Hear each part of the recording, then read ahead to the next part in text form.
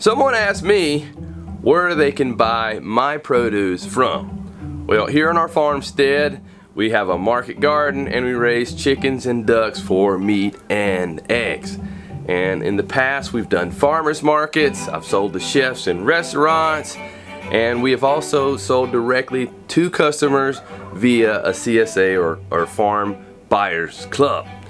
But in this video, I want to share one of my favorite places to go of where you can buy our farm produce from. Greetings friends, I'm Mike the Fit Farmer, and years ago I moved my family out of the city to homestead in the country. Join me as I share our adventures of growing stuff, striving to live a healthy lifestyle, and so much more. Oh, and we live in a yurt. Don't forget to give this video a thumbs up, leave a comment below, subscribe to my channel, turn on notifications, and share this video with a friend.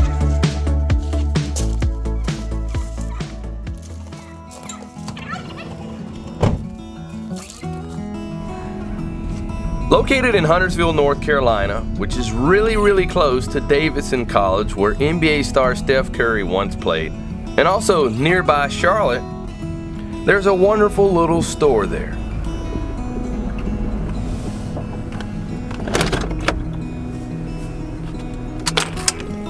This store is called the Bradford Market, and it's on the Bradford Farm,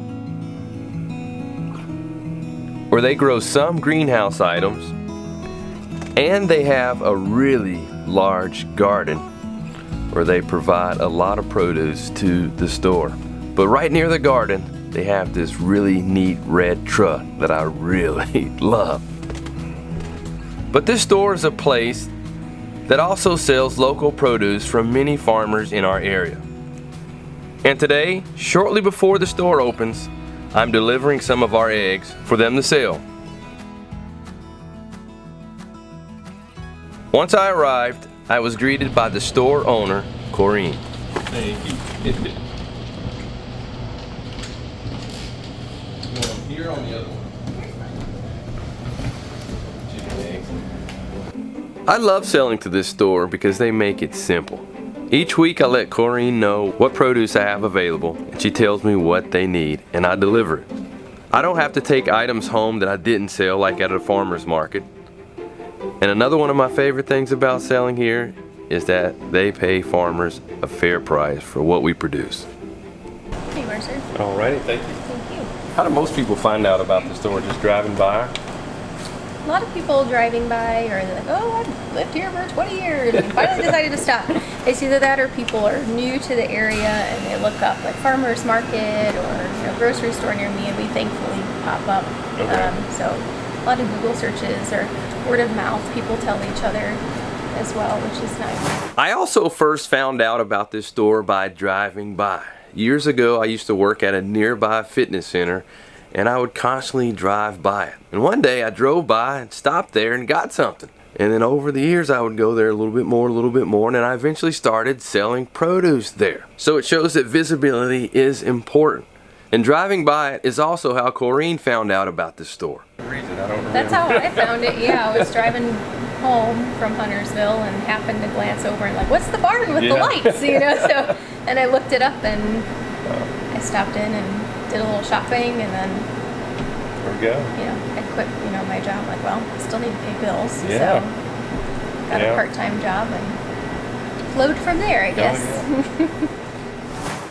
And one really interesting thing about Corinne is that she left her former career as a school teacher to be a part of this store, and she explains why she did it.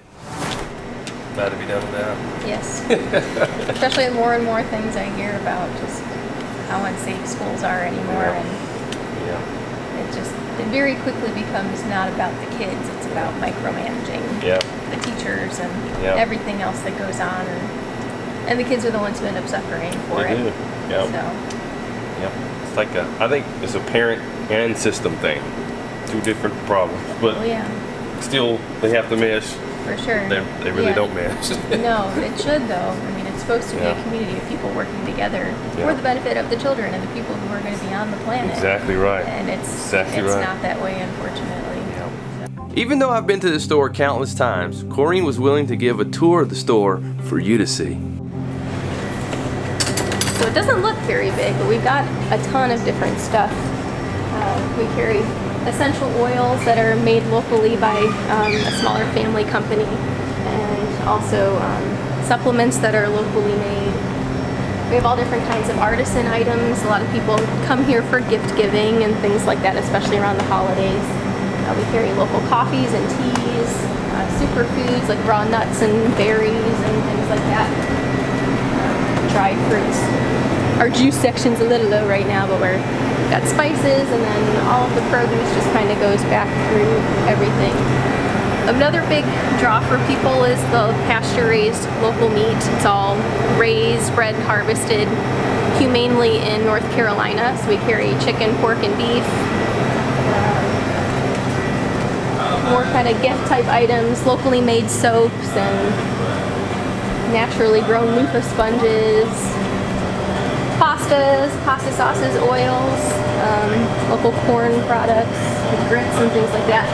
Some FITFARMER eggs, duck eggs and chicken eggs. So we sell a lot of eggs, that's for sure. We try to tell people like the difference between the duck and the chicken, like the benefits of each.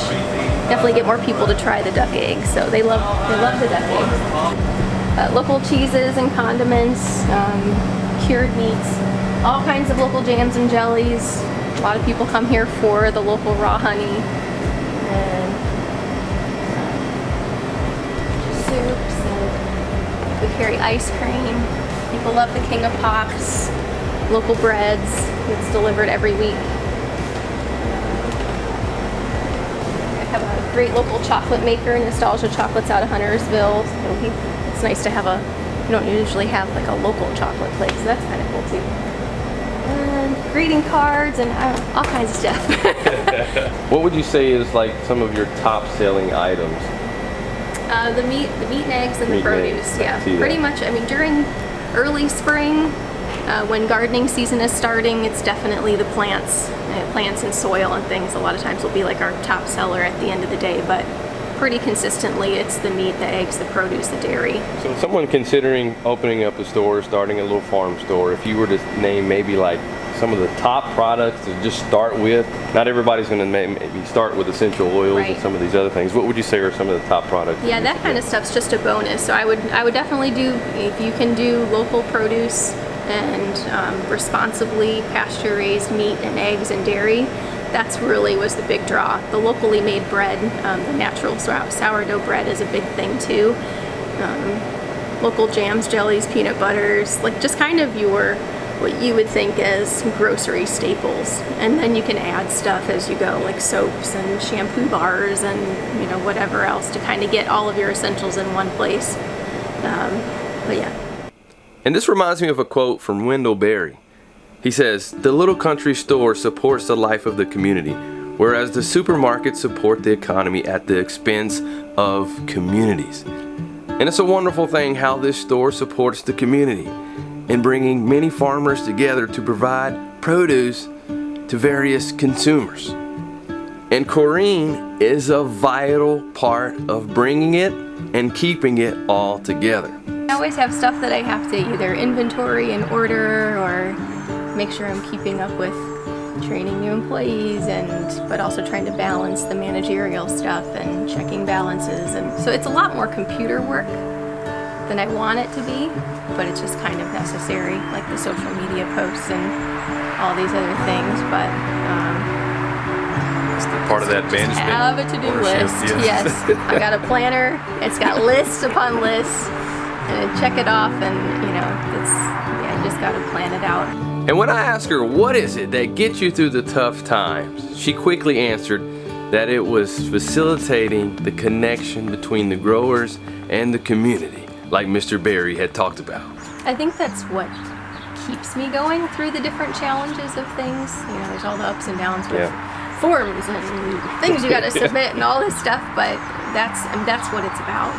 And I do my shopping here, so I'm able to personally support everyone as well, but I try to keep things as affordable as possible based on what I have to pay for everything, but just getting people to understand why you know, the local is important, why it's, you know, in the long run better for your health. You know, like pay the farmer, don't pay the doctor. Yeah, exactly. So just getting people to see that kind of the end goal and the end game of like why it's important to do this versus going somewhere we have all these millions of options. Yeah. Like, we don't need all these millions of options. Yes, right. We need just a few really good ones. That's right. I tell people I don't have 10 ketchups to choose from, but I have one really good organic one that's made by a family.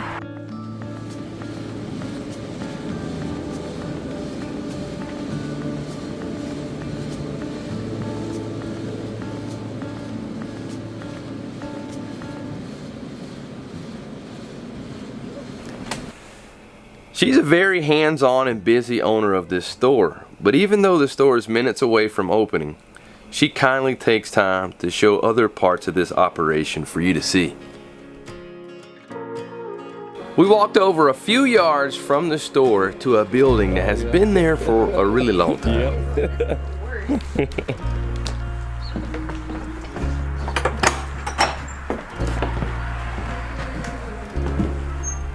So this is an old camp, but a family of 4 used to actually live in here. The building itself is a few hundred years old, but we just turned it into just a small bookstore. So a lot of the books that Frank and I used to have in our classrooms are in here, plus more things. So people like to come in and browse around. They like the feel of the old cabin, and then we just have some more like vintage and artisan type items in here. So just something a little extra. That's neat. Yeah. Wow. So something over there to feed the body and something over here to feed the mind. There you go. Yes, got gardening books and all kinds of books for kids, because I was a language arts teacher, so had a lot of books. From the bookstore, we headed over to the Big Barn, which I think is the first place that I came to years ago when I purchased items for my garden. So we do workshops throughout the nicer months, you know, in this heat of summer. No one wants to come out here and sit outside, but in June we're doing a sourdough workshop. One of our local regular customers, she's a homesteader as well, and she loves to teach. So she's going to come in and talk about how to make your own sourdough on June 8th. And then one of our newest employees, Kendall, is a certified herbalist, and she's going to do a plant walk around the farm and teach people how to identify and responsibly forage different medicinal and herbal plants and herbs and things like that. So people will get to come and do that as well. So okay, so we do gardening out here. We're kind of a little past the peak season of gardening, but we still get a lot of herbs and perennials. All of our plants are grown locally and either certified organic or organically grown. So people like that, but they'll continue to come and get herbs and like perennials and flowers and things to plant throughout the summer. And we also source some native trees and bushes and things to encourage people to plant native plants in their yards, just for environmental benefit and wildlife. Yeah. And in this area, there's also organic fertilizers and other gardening supplies for sale. And around the store, it is beautiful. There's various fruit trees, flowers, herbs, and native plants that create an inviting feeling for beneficial insects and people. And we were almost done, but before our customers arrived, I had a question or two that I just had to ask her before we left. So why in the world would you run a store like this? It's not something that I ever thought that I would do. I started working here part-time when I quit teaching and fell in love with it. You know, just the whole idea of supporting so many local farms and the local economy and having as small of a footprint with your products as possible. So that's why I really enjoy it. Just being able to support so many other people in the process. So describe that process of being a hub for supporting local farmers and various producers. How does that all work? How did you bring them together? Well, I mean, I'm blessed in a way because the Bradfords, had been running this store for generations. And then, you know, the McLeods were here and I worked for them, and T really taught me a lot about how to look just in your area and to vet people out and make sure they're doing things the right way. So I kind of walked into it, but I'm hoping in a way improved on, what was already here by making our selection bigger and being a place that people can get kind of all of their essentials, but hopefully something that's local versus shipped from China or God knows where. So the door of opportunity was here for you, and it was. You stepped into it. And, very thankful. For someone who would be interested in maybe starting a store like this, because you've learned a lot, I'm sure, from working here to now running the store. What is the process that somebody could go through of like setting up a store like this? Because there needs to be more of them in their local areas. I guess it's just really taking the time to do the research on what's already available in your community, like finding those organizations that support the local farms, and hopefully you're trying to support as much local as possible. So hopefully you're already maybe going to a farmer's market where the people actually grow the food near you or raise the chickens and, have, wherever you're getting your actual stuff from already. My biggest thing is you should be living what you're doing. You don't just run a place like this to then go do all your shopping somewhere else. Like, you should be putting your own, efforts back into what you're saying that you believe in. So I've ran into this as a farmer selling my produce, and I know you've heard this I don't know how many times, but what do you say to the consumer that it's like, well, I could just go to this box store or that box store and the price of the food is cheaper? I think the inherent values need to be there of why it's important to support local, but also knowing what was done to your food and to the land in the process of getting it to you. Okay. So, conventional farming where they're spraying and all that stuff, it not only can affect your health in the long term, but all of that's running off into the environment, into the water systems that affect the animals and the plants and the natural habitat. So eating organic is not just about your own health. It's about the health of the planet as well. And it is more expensive because there's more risk when you're not just broadcast spraying everything with all these pesticides and herbicides. So that's a big thing for me too. I know it can be cheaper, but I've looked at other big box stores, and as far as the quality and the price of organic produce, and I've been told by other customers that our prices are better for organic produce than your bigger stores. And you know exactly where it's coming from. We're very transparent. We label everything. You know exactly the farm. You can look it up. You know where it's coming from, not just big box store, blah blah blah USA. They put their own name on stuff. We don't do that, so. And with that, you're supporting, yes, the local economy, supporting local farmers, because that's also important too, that if you're just buying from the box stores and all these farmers we're losing these farms because people aren't supporting them. Right. That's pretty serious. Yeah, you're putting the money back into agribusiness. Yes. All these big people with the big money and all that stuff that are just, running the machines across the land and just producing just to produce because people demand it, not because they have the values of the people or the land in mind. This really is a special place. We so need more stores like this across the country. My family and I really think highly of Corinne, and I really appreciate her friendship and the work that she does. So I just had to share her story with you. I invite you to go check out the Bradford Market. All right, well, we hope that we'll be able to see you guys sometime. It's the Bradford Market in Huntersville, North Carolina, 15915 Davidson Concord Highway. We're open Thursday through Mondays, so you can find the specific hours on our website or online, but Tuesday and Wednesday is our little bit of a weekend, so hopefully we can see you sometime soon. We're here all year long.